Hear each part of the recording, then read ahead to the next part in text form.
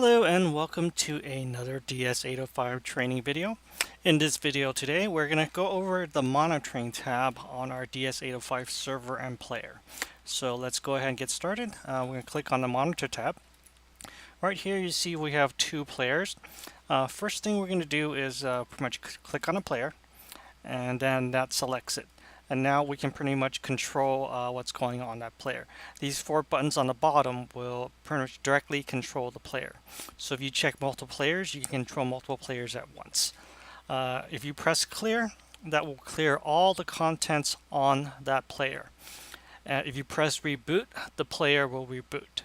If you press the sleep button, that will put the player to sleep. Go ahead and press standby, and yes, and the player now is asleep. To wake the player up, go ahead and press the wake button and press OK, and that'll wake the player. Okay, next we're going to go over the settings tab. Press settings. Okay, we want to select the player first. Press settings. Alright, these are all the settings on the player that pretty much you can directly change these on the player. As you can see, the radio button for player priority is checked. But if you change it to server priority, that means you can push new information onto the player without having to, actually be at the player. So you can control every single aspect of the player directly from the server. Volume, the intervals, it's 24 hours. You can change the volume. You can adjust the brightness, pretty much. And you can turn on and off the player, set a time when the player turns on, when the player turns off.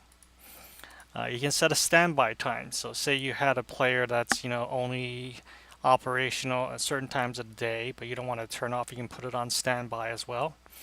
The download time, pretty much you can set the player when to download from the server. So if you say you had a player that's in production and you made a change at 2 o'clock in the afternoon, but you don't want the player to update at the time, you can change the download interval to say only have it start at in the evening until 6 in the morning.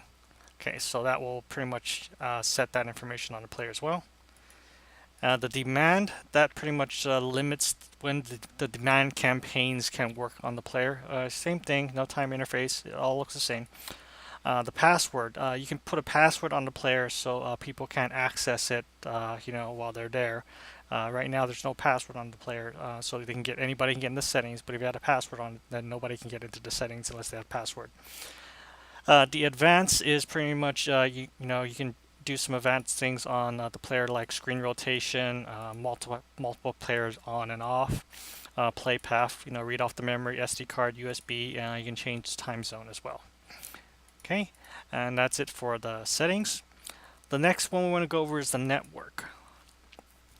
This player, the DS805 has an option running off of Ethernet, Wi-Fi, mobile, PPPoE's DSL, or this you can set the server IP address directly from the player, from the server. So if you change servers, you can do it remotely. Wi-Fi access point. Now, say you had like multiple players and you're running them off of like say a mobile network SIM card. You can have one player have the SIM card and turn on the access point and have the other two players share the same network. That way you're not paying for say triple mobile expenses. That's it for the network. Upgrade your firmware, software. Problems. This will be a log of all the problems that happen on the player. We're going to go ahead and click retrieve. There are no problems on the player right now. That's why the screen is blank. And the report. This is pretty much, it gives you a report of what's going on the player right now. It's a brand new player. So there's nothing to report, so there's nothing here right now.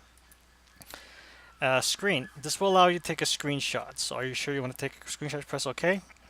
Now it does take a while for the screenshot to happen, so it could take up to a minute. As you see right here, it says you can close the screen and click the view button later. So we're gonna go ahead and wait for the screenshot to come up. And as you see, there's a screenshot of the player. This is what's on the player when we were playing. When we took the screenshot, we can close it out. And if you click view, you can see the same screenshot. Okay, and then there's schedule. This pretty much doesn't do anything right now, but it will have some more functionality later on. Okay, that's it for the monitor tab of this video. You can see there is a lot of advanced features on this player, and you can pretty much control everything from the server. Okay, in our next video, we'll go over some other features in the 805 player.